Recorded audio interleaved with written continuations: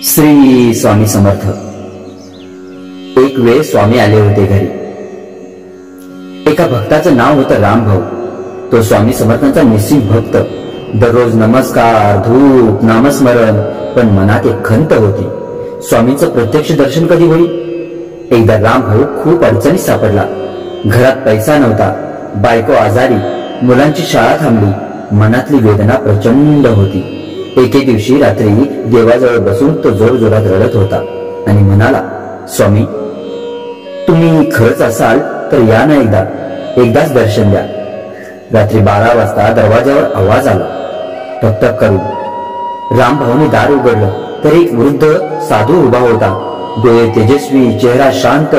तो म्हणाला, भाकर आहे का? भूक लागली आहे। रामभाऊने लगेच अन्न आणलं, त्या साधूने खाल्लं, त्यावर हात ठेवला आणि म्हणाला, चिंता करू नकोस, सर्व ठीक होईल। इतकंच बोलून तो निघून गेला। दुसऱ्या दिवशी सकाळी रामभाऊ उठला आणि पाहतो तर काय आश्चर्य, बायकोची तब्येत सुधारलेली, शाळेतून फी माफ झाल्याचं पत्र आलेलं, कामाची नवीन संधी मिळालेली। तेव्हा त्याला समजलं, काल रात्री ते आले ते साधू कोणी दुसरे तिसरे नव्हते, ते होते स्वामी समर्थ स्वतः। शिकवण: स्वामी त्यांच्या भक्तांना कधीच एकटे सोडत नाही। जेव्हा तुम्ही मनापासून हाक मारता तेव्हा ते कोणाच्या तरी रूपात तुमच्याकडे नक्कीच येतात। श्री स्वामी समर्थ।